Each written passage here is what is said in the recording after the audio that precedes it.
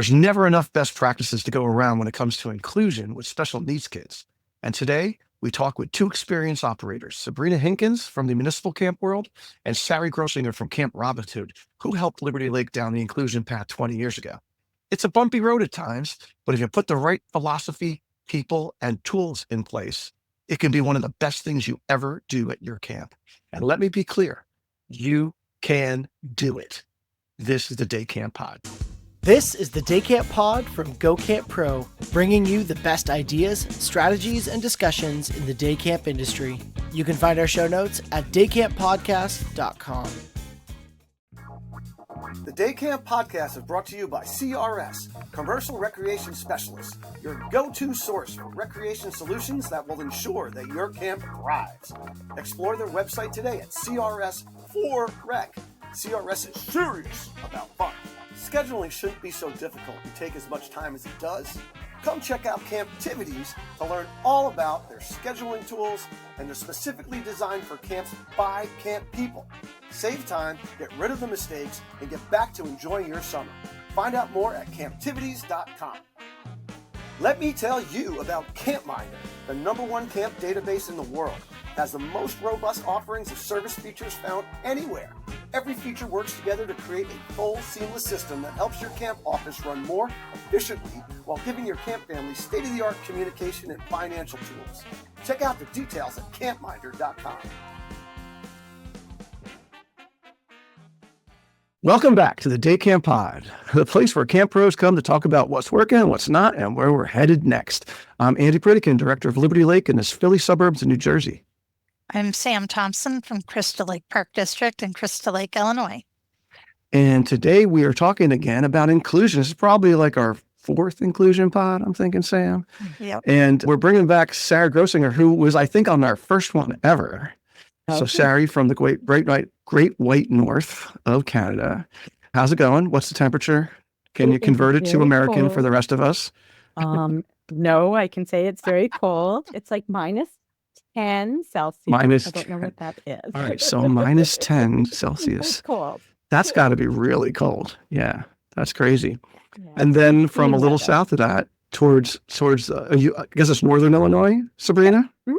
Sabrina Hinkens from the Gurnee Park District. Where is Gurnee in relationship to where Sam is, Crystal Lake? We are northeast. So Gurnee is situated halfway between Milwaukee and Chicago. So that's kind of where we're right by the border of Illinois, Wisconsin. Wow. Got it. So are you a Packers fan or a Bears fan? Oh, I'm a Bears fan. Okay. All right. So Born in Illinois. Good girl. Praise. Because down here, the Eagles are playing the Packers this weekend, and it's getting crazy. Yeah. Didn't the Bears beat Giants the fan, Packers? Yeah. The Bears beat the Packers this year, right? It's the first time in a long time. Yeah, but the Bears have been bad for many, many years. I wish you the best. You got a good quarterback. Hopefully you'll get it going. Small victories. We'll take it. Yeah. All right, Sam, you can take it away. Okay. So I know we've done an inclusion podcast every year. And so if you've tuned in before, if you're thinking it'll be just the same thing, we know that our campers are never the same every year. And they all have their own abilities, their own soothing habits, their own triggers. So every year is different and our staff are different. So that's why it's good to revisit every year. There's new resources that come out and that kind of thing. So whichever one wants to start kind of with from your organization, how do you do your intake process? Because I know new people need to know that every time. All right, so let's start with like this. So Sabrina, you get an application, and when do you guys even open applications? March? So for summer camp staff, we are currently taking applications right now. So we usually do our interviews in... I'm talking campers. We're talking campers. Campers? Oh, sorry. Campers start in February 5th. Look at you. Early for a rec program. Mm-hmm. All right. So you get an application, and do you write anything on that application that's sort of a leading thing to try to get some info? We do ask a standard question on all of our registration forms. Does your child have special needs? And they check the box yes or no.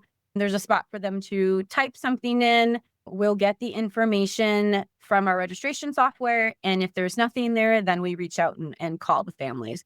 Sometimes that box was toggled by mistake. Sometimes they have something to share with us, but just didn't write anything down. So we always follow up with a phone call to get information if we don't have it. Now, are you the camp director? What's your actual role at Gurney? So I recently in a new position. So I've been at the Gurney Park District for 19 years. 18 of those, I was the camp director. This last school year, summer, I was promoted to the program manager. So I oversee my old position, but I mainly directly oversee our early childhood preschool program. So I'm still Gotcha. involved in the summer camps as well as the Yeah. childhood. I would think. So my question I was trying to get to is, who makes this call at your organization? So it would be the person who's in whoever is the director of the program they are enrolling in. So at the park district, we also have swim lessons, dance classes, various recreation programs. So if they registered for a swim lesson, then the aquatic director will make that call. Summer camp, the summer camp director would make the call. So the person making the call do they have any background with special needs or just like trial by fire background? They've got experience working in the areas of that their programs are. So a lot of the times they have experience working with children. So we work with an SRA, or a Special Recreation Association agency that's assigned to our park district. So we get the information that our SRA requires of us, and then we send that off to the SRA, their inclusion supervisor. So then they set up the intake meeting and get more information of how we can best serve the child. That's amazing that you guys have that resource. We had, right, Sam, didn't we have on people from that in the past? Yeah. They're phenomenal. So are you asking these questions or are the parents filling out these forms? Like, how are we getting this information? So initially, if I make the phone call, I would reach out and call and say, I saw that you signed up, Sabrina, for the summer camp program. Can you tell me about their needs? You checked the box that said special needs. Can you share with me what needs they would need to be successful in our program? And usually they'll go into, if there's a diagnosis, what that diagnosis is, kind of where they need that support. A lot of times they'll say, well, in school they have IEP, and kind of one of those things that they talk about. So I gather that information, ask them, okay, well, we work with Warren Special Recreation Association to provide inclusion aids. Is this something you're thinking would be supportive? Is that something you want? Because sometimes somebody will say they have a special need, but it doesn't require an aid. It's just more information about the child that we need to know, giving them more transition time or whatnot. But if it requires that one-on-one companion, then we follow up, send the request form to our SRA, and then they'll set up an intake meeting. I'm always part of those, especially if they're new students, if it's a program. And then so the inclusion supervisor will ask their set of questions more about more specific medical and things like that. And then I'm there as the standpoint of how this would work within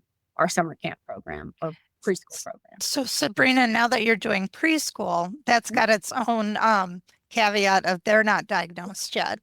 And a lot of them, this is their first time being with other children, period. So they don't realize that there's any differences in their behavior yet. So that adds that other layer of tension when you do need to contact the parent, correct? That is, and I'm finding that that's a huge difference, because with school age kids, I can always refer to, well, what was school like? What did you talk to their social worker or the principal or somebody? That's not here. That's not with early childhood. So we actually, the day one, we recognize that there is a 2.5-year-old we have our youngest age is 2.5 to 3-year-olds, and red flags to us were, okay, this child can't sit still. Their speech is not there as where one should. So having those conversations with the parents, and they had told us, oh yes, we are aware. And they must have heard from their pediatrician, because they said, yes, we're going to get screened. And so we said, okay, well, we tried it for, this class happened to be 2 days a week. They were there for 4 days. And that 4th day we said, they can't, we brought in hey, do you know about Warren Special Recreation Association? They have inclusion services. let's try to bring in somebody to be there, because they understood the needs. We literally had a teacher being the one-on-one, and when you have a group of 15 2-year-olds, you can't have one teacher focused on one kid. They need to be there for all the children. So yeah, A it was lot a of- different conversation than I was used to having at the news. A lot of school districts offer screening for early childhood too.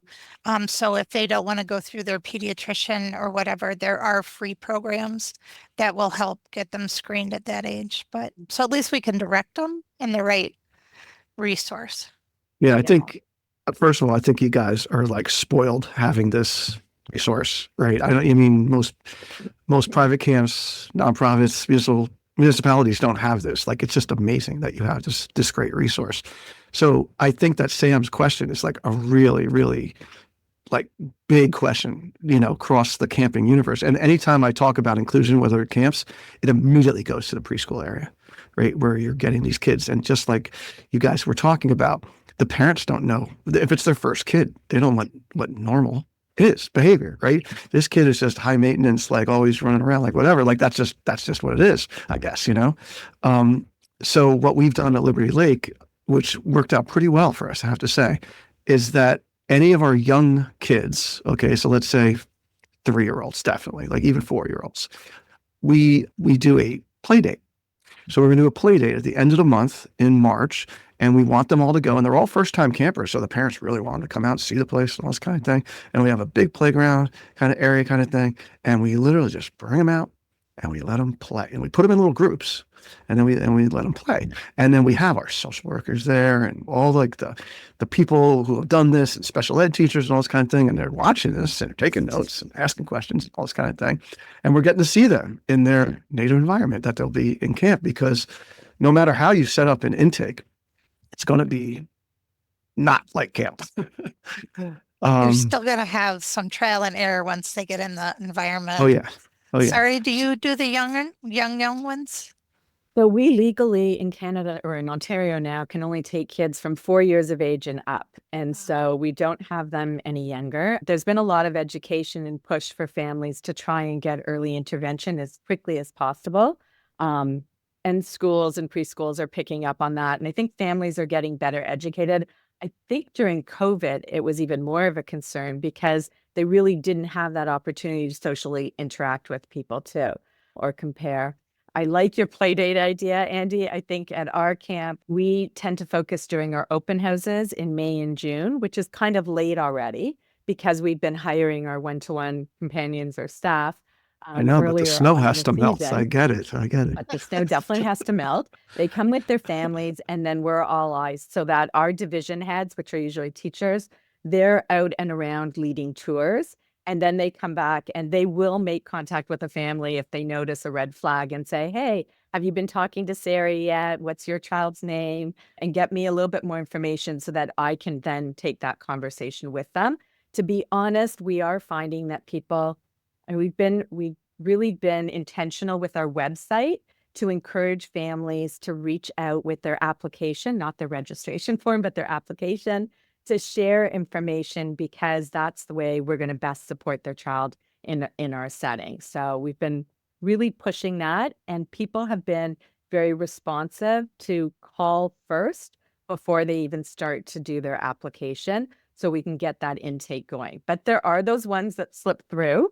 And actually, Sabrina, when you were speaking, reminded me, we get families, some international families that come to Toronto for the summer to be with grandparents or whatever. And they will often check off that that their child has some special needs and needs extra attention on our application. But when we call, it's because they don't understand the culture of camp and they want us to put an extra staff in there so there's more supervision for their child. So that's one of the areas we have to kind of tease out in the questions that we ask. But I don't have somebody to send them off to, or a private camp. Yeah, most people don't. Yeah, where I'm the one, once things get flagged with the applications that come in by a registrar and I'm looking at it, that I start to ask the questions. Yeah. So what is the question that's on your application, Sari? That's So like the trigger. We do have a couple areas where we ask the question. One is about, do they need additional support? and or do they need a one-to-one support staff for them to check off? There's also a comment area about is their child currently on any medication? And if so, what kind of medication? We also are capturing in there now, we know to ask about anaphylaxis because sometimes parents don't let us know until their health forms and their health forms come in late and stuff. And then we ask if the medication is going to be taken during the summer or they may be just doing it during the school year. The other area is the comment area in our registration system. Sometimes parents just lead with a little bit of had a terrible experience at another program or has difficulty making friends or has difficulty staying focused or with the group or we'd like some extra attention for them. All of those things trigger me to be able to call before we process the application to say, hey, I'd love to know a little bit more about Johnny or Sarah. Can you give us some more insight? So I definitely ask the questions, but also then talk about the difference between camp and school. And I think, Sabrina, you hit on that really well too, because people come with their own perceptions of what camp and the culture of camp is going to be like. And every setting's different. And we're a private outdoor camp setting. And when we go indoors for inclement weather, it's a lot of people. We have like 800 and some odd kids at a time right on our property. So it's a lot of people to go into indoor settings, and that can be hard for kids. So I do start to talk to families about the difference and about our ratios and that our staff are young, because I think sometimes parents think, well, they do okay in school with the support or without support. Why at your camp setting do you think my child needs to have extra support here? And that's when I can start to say, well, we've got 2 counselors for 13, let's say 6-year-olds. Do you think that your child can evenly split the time of those 2 counselors amongst everybody in the group, or your child's going to want more time? And that's when they start to go, oh, now I understand a little bit more. And then we get talking because we charge for that extra staff. I don't know if the program that you have, Sabrina, there's an extra charge for the families, Yeah. but unfortunately, we charge. There's very few funding sources. I do advocate and lobby for those funds for Sure. camps to get that extra support, but it's very few and limited. And here we can't charge per ADA, but we have to very creatively budget to be able to do that. And we do pay into our SRAs so that they can give us the resources. So Sabrina and I have one big difference in our 2 different SRAs. Mine, I hire the staff and they come out and help us train. Sabrina, yours, your SRA sends you the staff? Yeah. So similar. So we have a budget or the ADA budget. And so we get invoiced at the end of each summer. So sometimes our struggle is, so our SRA also has programs that might be a better fit for certain children. And sorry, kind of like you said, with some of those questions, you find out, can they fit within our 1 to whatever ratio? We do a 1 to 10 ratio for older kids, 1 to 8 for younger. And one of the questions I ask is, in the school year, what kind of classroom setting are they in? That's a huge, if they're in a general ed classroom and get pulled for things here and there for speech and reading, that's completely different than being in a smaller 1 to 5 classroom setting. And I share with that, our program is recreational based. We have, and yes, it's a 1 to 10 ratio or 1 to 8, but we generally have about 50 to 60 kids. We're outside. We transition a lot. How will your child react to that? Do they need that support? So with that ADA, and I am very upfront with the parents that we tell them, these could be 16 and 17-year-old. These are not your social workers at school. These are not the same staff that have the same training. Yes, they have additional training. They attend our camp training, but yeah, we get invoiced for any participant and their staff hours. So the park district pays our SRA back out of our ADA budget. However, a challenging point is when we talk to these families, and there are some that this SRA camp is the better option. They're smaller staff. It's a 1 to 3 ratio for some. It's more one-on-one, but they charge for that. So their camp prices are way more than ours. And sometimes we found that their hours are also different. They're not as long as ours. So some of these families choose us because they like our schedule.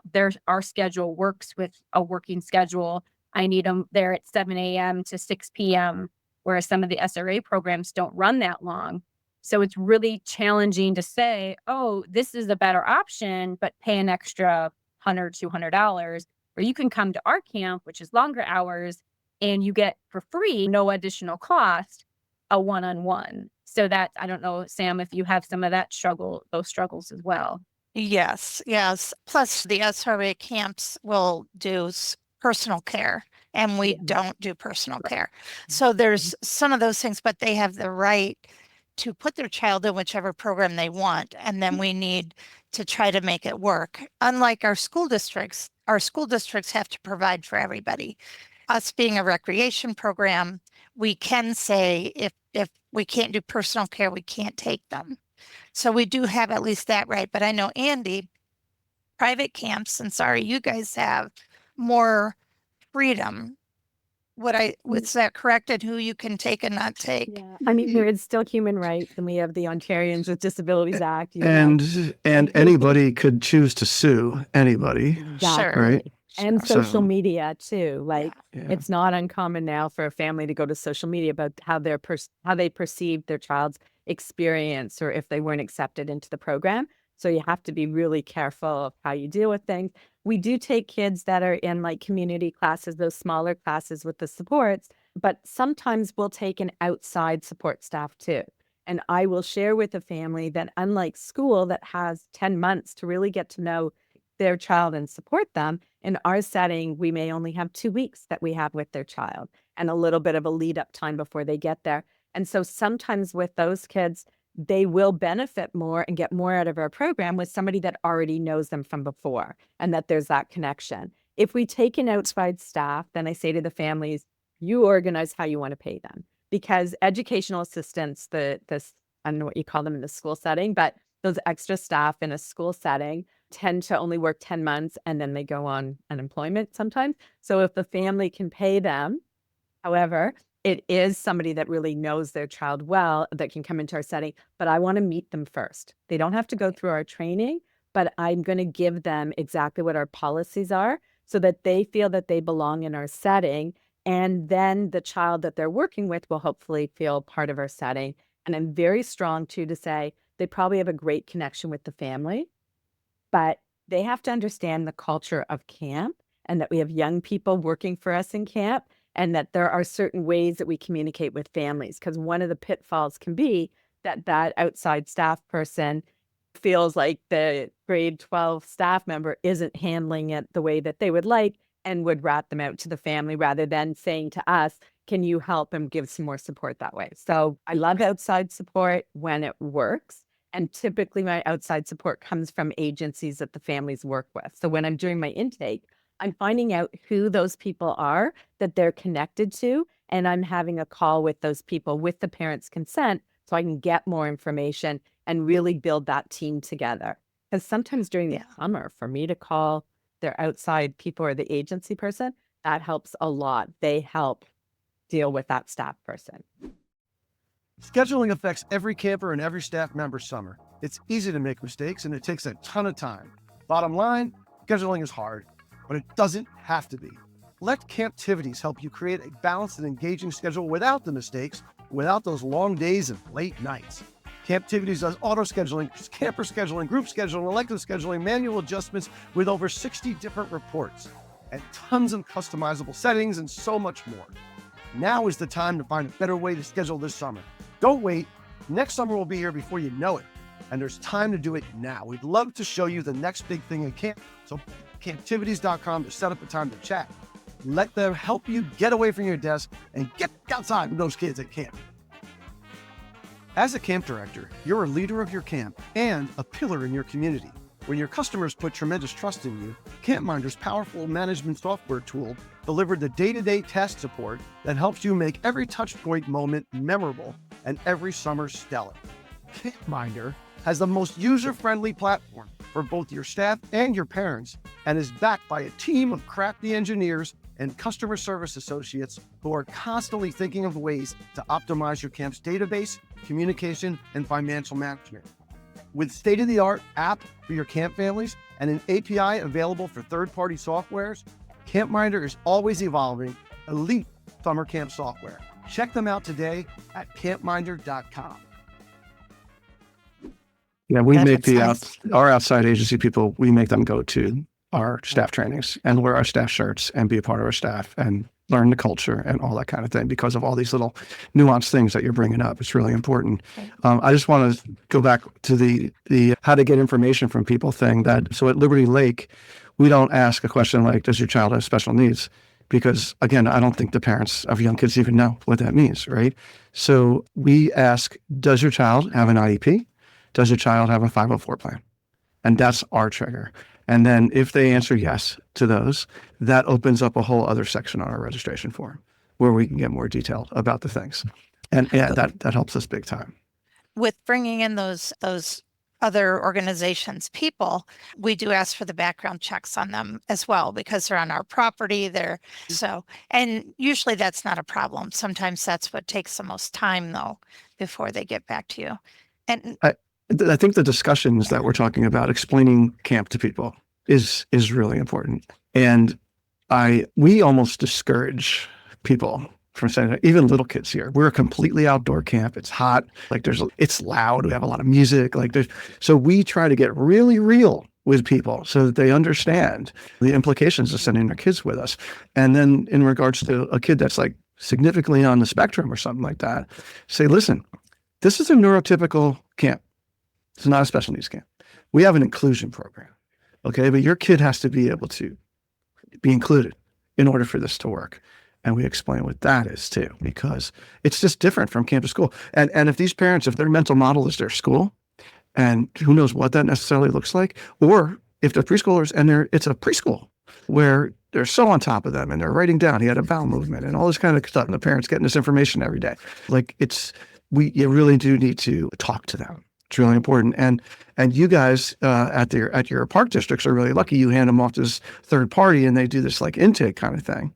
But Sari, you got to do like legit one yourself. And we have a woman that Sari knows, Terry, that works for us that does them too. So what does your like intake look like? Like, is it over the phone? Do you make them come see you? Like, how does that work? Well, it's over the phone originally. It can be a Teams meeting or a Zoom meeting that I'm talking to families. That's really changed since COVID. I used to do home and school visits. I don't do them as much, but if a family wants it, I will definitely go out and do that. But it's during that discussion, and I talk a lot about play versus work, and that for a lot of our kids that we support, this is really hard work for them. Because I think sometimes parents who get the camp culture just imagine that camp's going to be the same as it was for them when they experienced it. But they didn't have necessarily the same needs that their kids now have. And so they're experiencing it differently. So I often talk to them about camp doesn't happen in a vacuum. So exactly what you're saying, Andy, like with that outdoor experience, but there's lots of spirit going on, lots of transitions. We're very visually and auditorily overwhelming. We're in a big nature kind of outdoor setting. But we also talk about that you wake up in the morning and you only are given a budget to spend during the day. And if parents are like, but he's going to want to ride on the bus. And I'm like, okay, but does he have to work hard to be able to sit and be able to focus and tune out all that noise? Yeah. Well, okay. Well, he's already using some of the money that he has. Patience. He's using his patience, right? Yeah. And so by the time he gets to camp, he's got very little patience left or ability to cope. And so now what are we going to do? So when I explain things like that to them, and I also, camp isn't a place where we can really control all the elements outside, but also what are other kids going to say and do? And so I also talk to families about that as well and say that even with all of this intake and all of the strategies and supports we're going to put in, and we're going to use the strategies that they find are helpful at home and school, kids mature and change frequently and interact differently with different people. And so there's a lot of trial and error. And the parents are going to have to be part of the team to deal with that trial and error. And there may be, and I am, Andy, just like you, I think, very upfront to say, I can't even tell you 100%. I've been doing this for over 30 years. My background as an occupational therapist, but I can't tell you 100%. And we're a non-therapeutic camp. I'm very clear about that. My daughter's a speech and language therapist that works in the field too. And the two of us are very clear to say, we're not doing hands-on therapy with your kids, but we're there to be able to support with our team and work together. But I can't guarantee from year to year it's going to be successful. And then I have lots of disclaimers and a behavior policy, which Andy, we've spoken about before too, like that's very clear about what kind of behaviors we can tolerate in our setting. And if we're not seeing changes once behavior strategies have been put in place, then we're going to have to say no thank you. Yeah, you need a plan B. That's a great point, having it in writing what the parameters for everyone is, and that they still have the same discipline policy as everyone else. And you could almost be guaranteed that these kids with serious, significant additional needs, they're going to have a really rough first few days. Like, plain and simple. Like, it just is, right? So the parents need to know that. The staff needs to know that so they can put their expectations in check. And that people aren't after the first day going, this kid's never going to succeed here. No. Like, for any child, the first day of camp is hard. Imagine if you had like a learning disability on top of it, whatever. Or your kindergarten and have a different need. Because at that point, kindergartners, face it, they don't have the coping skills yet. And they're not ready for a lot of things just for their age and maturity. So we've also taken a look at having like a recon team. So because of staff absences or staff burnout, and putting a camper relations is what the person we call that oversees our inclusion program, having a staff there that's prepared to float in and out of cabin groups, and they're not assigned to a specific child. And we're talking about doing that on swim specifically too, so that these people can float in and be able to help. Because sometimes our setting brings out certain behavior. Sometimes we're all prepared for a child that needs more support, and then they don't. And then we can say to the family, like, you know what, we're noticing this summer doesn't need that support. I'm going to refund you the money because we're charging. And then we're going to assign that person to somebody that does need that support. So we have that flexibility too. That's a great segue. Sabrina, do you you've hired someone for this particular person? Well, they send them to you, but they end up connecting way better to a different person who needs different needs, and the child themselves connect to somebody else. So how do you all switch when you see that happening and reassign?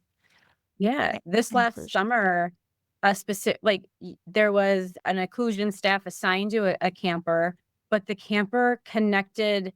So just because we have somebody else bring in the staff doesn't mean the Gurney Partridge camp staff doesn't do anything with that child or that staff. It's inclusion. So we do training. Our SRA comes in, does just general inclusion training, behavior training with our staff.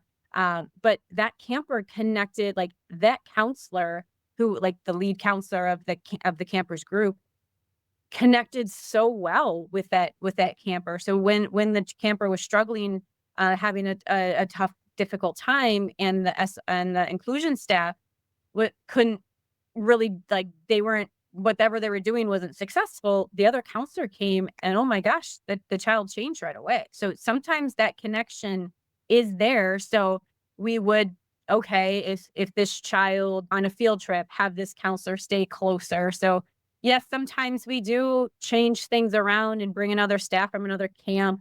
Another thing is with our SRAs, they tell the parents, if somebody calls in sick, if that inclusion aide calls in sick, the child can't come.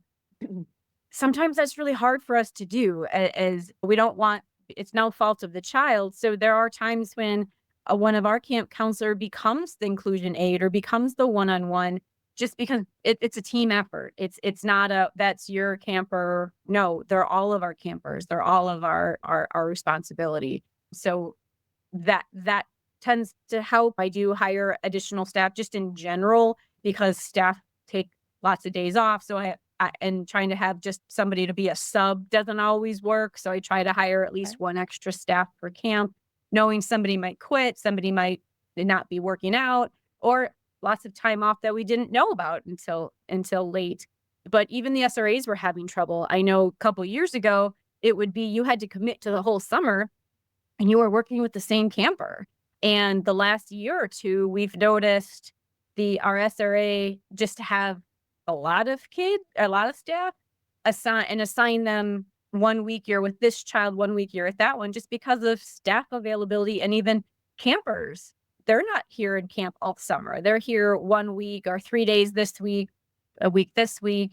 So just adapting with the times of availability, we've noticed that we try to pair as closely as possible to have the same staff with the same child, but that doesn't always work. So it's sometimes a puzzle that we kind of put together. Yeah, it's a puzzle, but it stinks for the kid because these kids love patterns. And when you break their pattern up, you are asking for it. However, it Consistency. is nice for carryover of skills for kids to learn how to be able to carry their skills over to other people in their environment. So when we do our intake, we do a camper profile or a camper summary and put an all about me kind of page, and we share it with the staff that need to be in the know. So the other counselors of the group, or cabin leaders, we call them now, get the same information that the one-to-one staff does, so that if that person's away, they can step in. But because we're swimming twice a day and there's changing and our staff are expected to go in the water, they can't have their eyes on that camper all the time. I'm guessing with breaks too, that comes. So we use a switch pass, and we use a very visible like lanyard that's kind of like these. When you're wearing this, it means you're the bottom line, you're the eyes for that camper. So the other staff do need to know how to be able to step in and support. And this reminds them that this child is in my care now, and I need to make sure he's not wandering or drinking or eating something he's not supposed to be doing. It's amazing. So that has worked really well for us. And it stops burnout a little bit too, Yeah. which has been helpful. We've changed the way we train our one-to-one staff. I don't know. Can I? Yeah, It's go right it's ahead. evolving. My daughter's helping us evolve. I'm always stuck in the ways that I always was, but we're now training our one-to-one staff as a whole, kind of like your program does within Robin Hood. And then they go and have their placements, but they report to the camper relations coordinator, so that if they have to get moved around, they're not feeling like they were really connected to this unit and putting up a fight about moving. Because moving for staff people can be scary for them too. They like the routine and the structure, but for these one-to-ones, if we tell them right from the get-go that you are going to be moved when we need you in different places, they're a little bit more understanding and flexible with that. And that Sure. has helped us a lot. Last year was the first year that I put someone in charge of all my inclusion aids so that they had a spokesperson that they could go to with, hey, lunchtime's not working. Can we try this? So that we could really iron out some problems.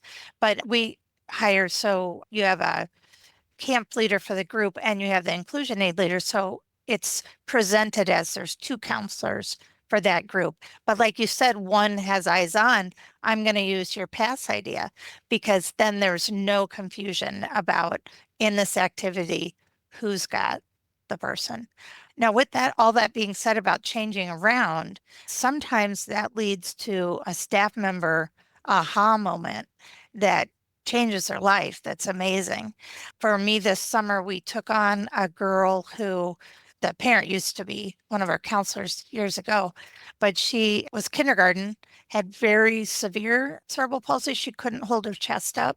So a lot of equipment, a lot of restrictions and different tools for eating, for everything swimming. We had to have the special bus for her. So that was a new adventure for all of us. And she came with her outside aide that she had been working with, but then that outside aide took off 3 weeks at the end of camp. So by then, our staff knew the child, and one of our aides, her normal person she was with, she asked if she could try to be this aide, and she was amazing at it. And lucky for me, this child's now in my before and after school, and so is that aide, and now she's going to stay with her indefinitely. And now she's even doing soccer on Saturdays with her, and they bonded, and it's amazing to see. So I don't know. That's Going the going back nice to part. yeah, that is sweet. Going back to your tag thing, Sari. Just curious about that because you guys just do an amazing job, and it's just always impressed me with these little nuanced things. But the do you think that having a tag would make like the other group staff say, well, that's Sari is that person's counselor, and then they don't worry about him because then this person's just like so markedly identified as being that person. You know what I mean? As opposed to being more stealth. Because during a camp day, it is inevitably there are going to be moments within that day that they can't be with that camper. So it's an everyday kind of thing where you just kind of, and it doesn't say like one-to-one staff or anything like that. It's just, it's just says switch pass or something on it. Like it doesn't, to anybody else, nobody else would know what it means except for those 3 cabin leaders. And I think they appreciate like, oh my gosh, this person's here and they're working with this child, but now they're giving, and for an outside staff, it gives them the opportunity to really teach these younger staff how to be able to support that camper. So it's actually used as more of, I think it's the way you present it. Like it's a learning tool. It's one, a learning tool, and 2, it's really helping everybody feel more balanced and rested, and nobody's going to really burn out. And it allows for less one-to-one staff, because we were finding they were sometimes the ones that weren't coming back to camp as often because they hurt their back or they did this, or it just was too much for them. So this does create more of a balance. That way. Because if they love their kid, then they want to stay with their kid. They don't want to give up. And the next thing you know, they're dehydrated and passing out and can't come in tomorrow, right? Because that's the kind of people that tend to do this kind of work, right? These like super loving, dedicated people. Yeah, no, our people burning out is definitely an issue. So that is an interesting thing. But we also, our mindset at Liberty Lake is that we're like a communist country. And like everybody's wearing the same shirts. Everybody's doing, and like we have different people in different roles, but it's sort of secret. So if I hired you to be one of these support counselors, right? I would say, all right, listen, you're in charge of little Johnny over here. Okay, like you got to keep your eyes on him and all that kind of thing. But as far as anybody in your group knows, you're just another you're just another staff person in that group. But you just make sure you keep him in your sight lines. The Day Camp Podcast is brought to you by CRS, Commercial Recreation Specialists, your go-to source for recreation solutions that will help ensure that your camp thrives this summer. Check out their inflatable aqua park courses for pools or lakes, the prime carts, the cool little go-kart things, the emergency alert and lightning detection systems. Whoa! The splash pads. Whoa, if you got the money for that, splash pads is the way to go with the heat we got. The Zoom Flume. A lot less money and talk about the most awesome water slip and slides that you could possibly get. The jumpers, okay, for bouncing all around the place. Mini golf. The prefab cabins and pavilions and bathrooms. The shade structures. Lord, do we need shade structures these days. The shade structures cannot be beat. And of course, the playgrounds, including the ones with the cool musical components. Anyway, CRS, Commercial Recreation Specialists, your go-to source. Explore their website today at crs4rec.com because CRS is serious about fun. We basically hire 3 levels of these kind of people. We have like the high school kid. That's just the extra set of hands for the kid that just needs to make sure that keep him in the right place. Then we have like the adult, like it could be a college kid or a young teacher kind of person for the kid that needs like more of a steady hand. And then we have kids that are absolutely with like special ed teachers that just need that kind of thing. And going back to like the funding part, it is sticky, especially in New Jersey right now where minimum wage is like $15 an hour. And a week of an adult is like $500. And if they're already paying that much or a little bit more or whatever for camp, it's like, how can you ask these people? So they do have to find alternate ways to pay for these things generally, unless they're just coming for 2 or 3 weeks and this is just respite and they'll figure out how to make it happen. We don't have special ed teachers that are coming in. It may be ABA therapists. And then there is some funding for kids on the autism spectrum. There is some funding that the family can use if they get a certified ABA therapist that comes with them. But we wouldn't necessarily have a special ed teacher. And even the EA would be the most sophisticated, and that would be the family hiring them. So they pay them directly. Yeah. We have a relationship with our state where they get some funding through the state of New Jersey, but also sometimes a lot of schools have the extended school year and they have these kids for 4 or 5 weeks in the summer. But some school districts are small, they don't have it. And they'd be willing to pay to send the kids to my camp and send like the phys ed teacher or a special ed teacher because that's cheaper than paying tuition for it at another school and putting them on a bus every day and taking them there. It's like way cheaper. So we do get some kids like that as well. Do you guys have any particular tools or resources that you can share that would benefit people either starting off or maybe they haven't thought of that? Well, we should definitely put in the show notes as many resources as we can. And Sari, I definitely want to see your All About Me page because Yeah. that Put sounds it super in there.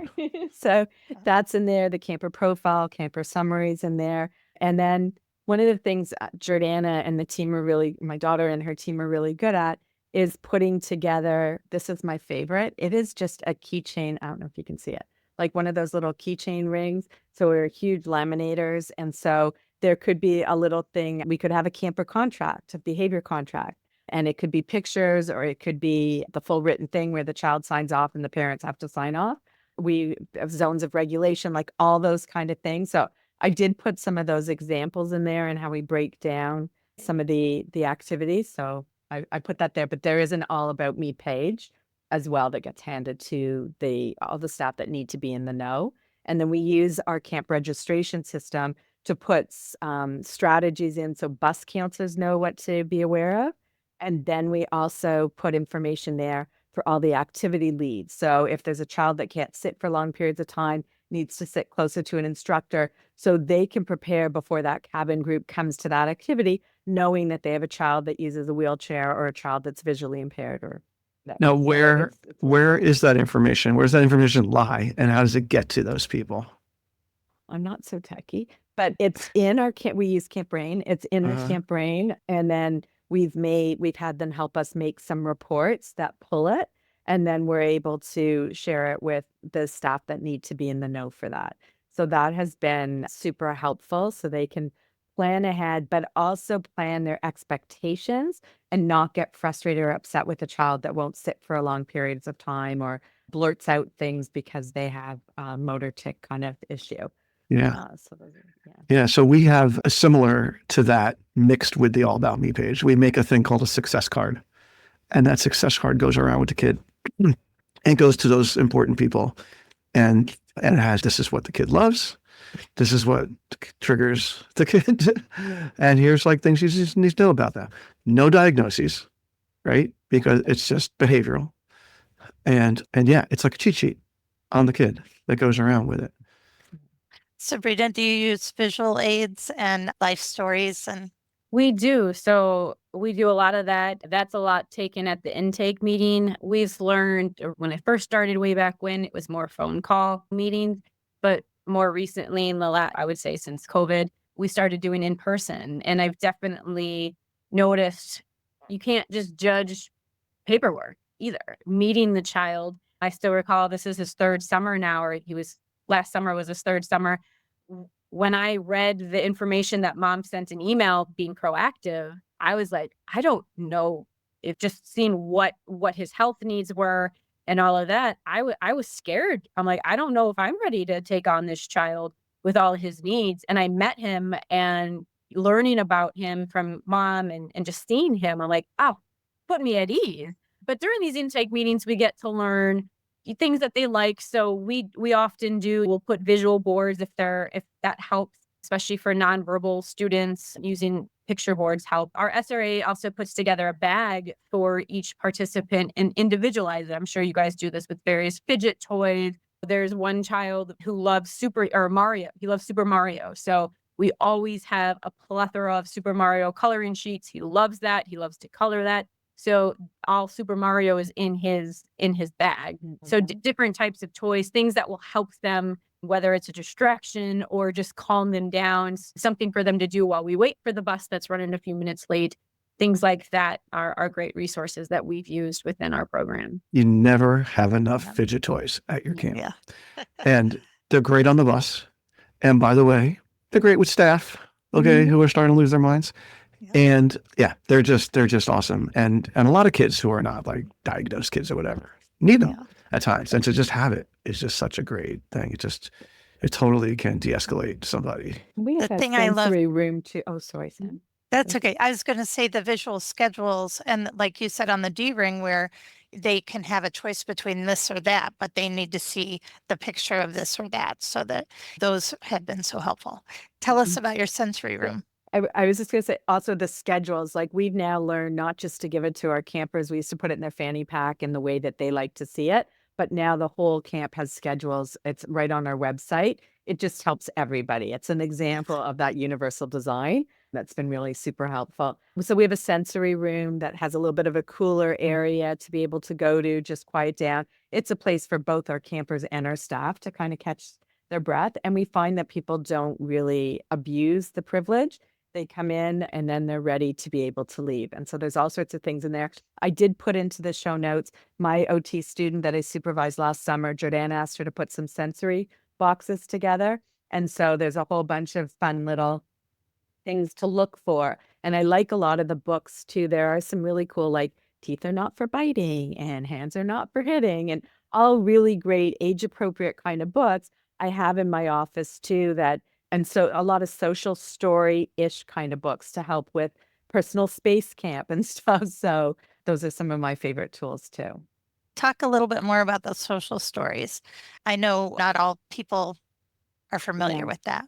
So it actually was started, I think, by some OTs and a speech language pathologist, the social stories. And they're great opportunities to send home before camp, even to get kids prepared for what's going to be coming up. So I think I put on the show notes one about sports academy that we have, where there's winning and losing and there are sports teams. And so again, it's very much like Sabrina said, they're very tailored to the individual needs of the kids. So you can get their preferred, like what they really like. So they're engaged to learn about it. But it could be when we ride the bus, we're going to keep our hands to ourselves. We have these kind of activities to do. And somebody's going to meet up off the bus and it's our bus buddy. And they'll take me to the unit to meet my counselors. And depending on where their learning levels are, you can use real pictures. You could use drawings or words. Like some of our kids just love to read the words. But it gives them an idea of what to expect and how to behave in a certain social situation. So those are really helpful to use. And sometimes schools are using them too, or therapists are using them during the year, even putting on a life jacket. So when they get to camp, they've practiced it in their therapeutic programs. And so when they get to camp, it's not something brand new to them. One autistic camp I visited they prepared them before their Olympic day so that they knew that they might win or they might lose, but that was okay, and had them totally prepared beforehand, because otherwise, if it takes them by surprise, it leads to a trigger. Yeah. Sometimes we have those campers be the ones that are in the room helping us count or figure out, so that they actually feel so proud that they know who the winner is. And it totally deflates them getting too overexcited. Yeah. Absolutely. Just a little bonus thing. This past year, we put in the added activity because we try to be like, oh, we're outdoors and we're rugged and we're doing this and that, right? And the inclusion folks were like, you know what, don't you guys have an activity where like kids are playing like board games or Legos and like more like chill out kind of things. So we actually created the activity so that it's easier now to sort of cycle those kids in and give them, you know, a break from the hot weather, the liquid sunshine, and all those fun things we get. I also want to tell you a feel-good story, because Sam in the notes said if we had a good feel-good story. So I got a good one that popped up because I'm Facebook friends with this kid's mom who came here, and when he was, let's say, 7 years old, and he was on the spectrum, wanders, saying inappropriate things, like just a typical kid like that. And it was like taming a wild horse a little bit. And we got him in check. And by the time he got to like 6th or 7th grade, he actually sort of was starting to resent the fact that somebody was like assigned to him. And I remember it was like 7th or 8th grade. And we're like, all right, John, we're gonna give you the opportunity to fly on your own, but you got to make sure, and blah, blah, blah. And he was like so excited to have that opportunity, and he did it. All right. So now fast forward, he's probably like in his mid-20s now, right? And he just got his pilot's license. He's going to fly you in a 747 somewhere. Like he's working for commercial airlines. Like he went to like engineering school. Like he's really smart. And he just became a commercial airline pilot, this kid. And his mom is just like, it's because of you guys. You guys helped so much. So we do really, really great stuff. I tell these parents all the time when they're thanking me profusely. And I'm just like, do you understand the joy that we get in helping your kids? Like it's almost selfish. Like we derive so much joy watching your kids succeed, knowing how tough they have it, and that we're able to provide this opportunity. I was going to just say, do you guys have a story that you want to tell about someone? Yeah, go ahead. Sorry. I'll go after you. Okay. A camper just provides that real place that they can reinvent themselves. And so I'm just reflecting on a family I just spoke to this week just to catch up about what's going to happen for next summer. And he has not been successful during his school year. But camp is the place that he really shines, and he gets to camp and everybody knows him, and he just really thrives in the setting. And then he has not been able, he's being homeschooled right now, like really having a hard time in any type of school setting.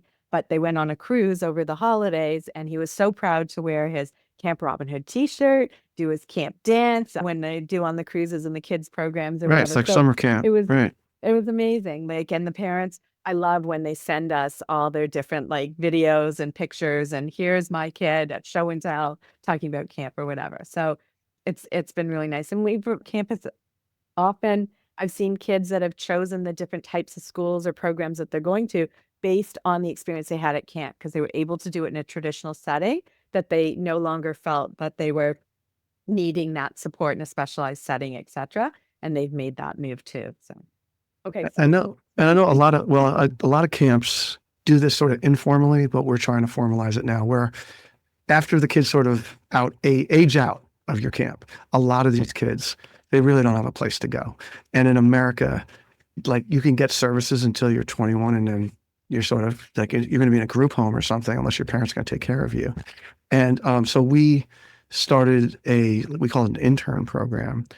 It's like occupational therapy kind of thing. And we assign them a person in camp. So let's say you have this really great phys ed teacher or a really great boating instructor or whatever, and they're willing to take on one of these interns and really sort of create a intentional, very constructed, this is how your day works kind of day. And some of these kids have really, really thrived and been able to continue to enjoy camp while actually contributing to it at the same time. And some of them are invaluable. Like, we've got this guy at boating. I hope he never leaves, like boating assistant. He's a big, strong kid. My towel guy is 40 years old. He started with us when he was 18, on the spectrum, keeps the place totally clear, and loves handing out towels to everybody. So Right. I hear stories like this from all these perfect. camps, like, there's the JCC camp down the street from us, Medford JCC, also has a great inclusion program. And they started an iced coffee shop kind of thing for their staff, and had the older inclusion kids running it. And because kids are very smart, they're like gifted and talented, they like adding money, kind of thing. Nice. Yeah, my favorite kind of growth story when I got the question is, this is many years ago. We had a camper. He was in our before and after school care program and summer camp. He had diagnosed with ADHD, went through behavior school, and would come to us. And he was with us from like first grade to fifth grade. That at the time our program ended at fifth grade. Now it's expanded, but at the time, and almost every year, either suspension, close to removal, each after school year, each summer camp. And now I'm proud to say so 2 years ago, I received an application for somebody to work for me. And I'm like, that name looks familiar. And this is when we were doing Zoom interviews, and he popped up on my screen. I'm like, oh my gosh, I know exactly who you are. Blew me away interview. He is now, this will be his third summer coming to us and working for us. He is one of the best counselors that we've had. And I always get a kick out of when he first started, like, Miss Sabrina, was I this bad? Like, he's like, did I really did the counselors really work this hard? Like, or just like putting in perspective of what he did to the counselors back then, and now kind of put it in perspective of like, oh man, I apologize for what I did. But it's just amazing to see him thrive and relate to the campers, because he can relate to them in many ways that I can't, so it's wonderful to see that. My last very short story is my girl that's in her special walker that holds her chest up or whatever. When we went roller skating, all of the kindergartners and first graders are given these little white walkers to go on the roller rink. So she didn't have roller skates on, but she was out there with her walker with all of them, booking around. And I'll put a picture in the show notes because it was amazing. But Oh, wonderful. yeah, very fun. It's really great. Well, thank you guys for joining and talking inclusion. We can talk about this all day. We can talk about this constantly. There's so much. And I just implore my camp colleagues out there that like, this is work you need to be doing. They're doing it in the schools. You got to figure out how to do it in your camp to some degree. It's super rewarding, and not just for the kids and their families. It's rewarding for the regular neurotypical kids too, to be learning empathy and patience and stuff with these kids, which, by the way, again, they're already doing it in school, right? Yeah. Camps are generally behind on this. And I understand that there's complexities to this. And a lot of people, the first thing they say is, well, I don't want these strangers coming that are like these one-to-ones from another agency and all that kind of thing. And like I said, I make mine go to training. I pay mine, pretty much most of them. So yes, there's ins and outs to this. And I just implore you to reach out to people like me and Sari and Sabrina and Sandra who do this kind of work, because we can give you some tips and pointers on it. And also, I just implore you that if and when you go down this path, this is not a half-assed kind of path to go down, because I think that that's a big reason that people don't do it, is because they just, out of the kindness of their hearts, they start doing it, but they're doing it half-assed. They're not doing it like fully intentionally. And you just need to have systems in place. You need to have special ed teachers around. I think camp directors fall victim of like, we're jacks of all trades, and we can do a lot of things really, decently. This is like totally out of your realm, dealing with kids like this. This is a real profession, and you need to get those people on your team to help and have the toolbox to be able to create these little cards we're talking about, the cheat sheets, the key rings, these stories. Like the tools are out there, but you just need to have the right people to help put it together. If you're not fortunate enough to be a park district, Northern Illinois, and have access to these folks. Fantasy Island over there. No, you guys, awesome. So anyway, I want to thank our friends at Campminder and at Camptivities and Commercial Recreation Specialists for helping bring this podcast to you. If you like what you hear, subscribe to the Day Camp Pod on your favorite podcast platform. Check out our show notes from all our episodes at daycamppodcast.com, as well as contact info for the show, for our guests, Sabrina and Sari, and for me and my co-host, Sam Thompson. So thanks for listening and making yourself a better Day Camp Pro. We'll be back in 2 weeks with another episode of the Day Camp Pod. The Day Camp Podcast is brought to you by Go Camp Pro and the Go Camp Pro Podcast Network. Find a podcast for camp professionals of every age and stage at gocamp.pro/podcast. Thanks for listening, friends. Hey, Camp Pros. We love that our industry is built on sharing. In order to foster that spirit, we hope that whenever you share an idea that you learned from the Camp Hacker podcast, conference, summer camp professionals group, or wherever else, that you're quick to give credit where credit is due. That way, we can all encourage more camp pros to share the tips and tricks that will make camp better.